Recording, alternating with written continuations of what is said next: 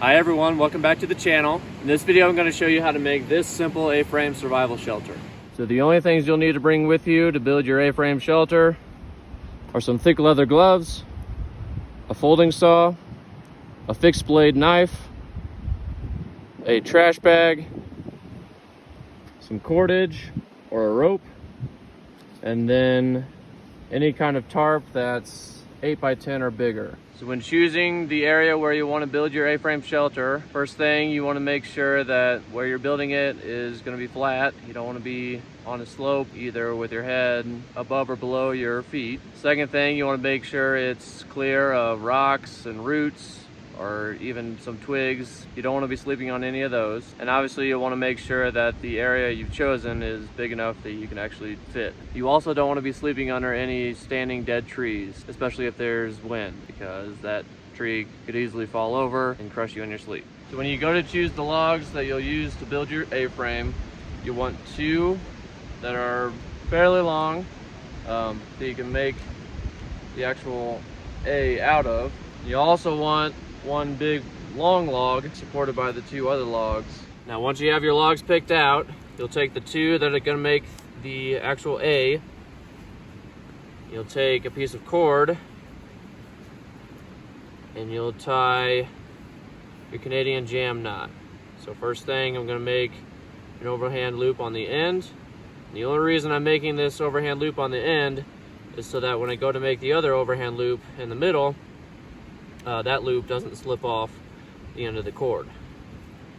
So go ahead and make my second overhand loop, and I'll just make sure that's fairly tight. I just want it nice and snug so that when I set it up, I can pull them apart nice and easily. So you want the cord that you've tied to make your A to be about waist high, I'd say, when you go ahead and open up the two logs. So when I open these two logs, it's about waist high. Once you have the opening of your shelter how you want it, all you're going to do is take the long log, set it right into that V right there. And if your knot holds and the ground doesn't slip out beneath the two logs, it should hold just like that. And now you have the frame of your A-frame shelter. So one thing you can do to add a little bit more structure, tie the opening of your shelter to the long log. So all I did was use the slack from the cord that I used to tie off the A-frame, wrapped it around a little bit and just did a simple overhand just to give a little bit more structure to tie the two pieces together. So as you can see, I've gone through and cleared out the area underneath where my shelter stands. And before I throw my tarp over the top of my frame and start to enclose this shelter, I'll go ahead and start getting the bedding down how I like it. First thing I'm gonna do is open up my trash bag and lay it out. So once I have my trash bag down as a drop cloth, the next thing I'm gonna do is grab a bunch of cedar boughs, pine boughs, switchgrass, whatever you can find, put more distance between you and the ground. So I'm gonna grab a whole bunch of my bedding material, spread it out nice and well. I'm gonna try and get it all the way across the drop cloth that you put down. And it looks like I will have to go find some more and pad this up a little bit better, pat some of the holes. One thing to note, again, when you're gathering your bedding material, do go ahead and wear some thick leather gloves. Just protect your hands, you don't want to get scratched up. So if you really wanted to rough it, that's as far as you would need to go in terms of bedding.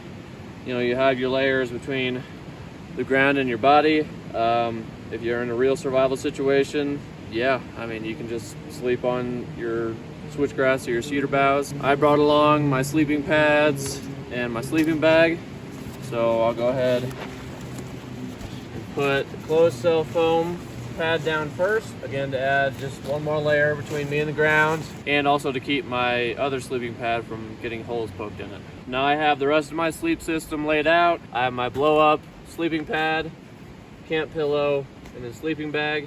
So once you have your sleeping system all laid out underneath the frame of your A-frame shelter, then you're ready to put the tarp on and start enclosing the actual shelter to protect you from the weather. So the first thing you're gonna do with your tarp is open it up all the way and then take the long end and stretch it as far as you can along your A-frame shelter. So next, I'm going to make a couple stakes by sharpening one end of a couple sticks and then chamfering the other ends. And now with the sharp end down on the ground, my palm facing up, you start to just tap the stake into the ground.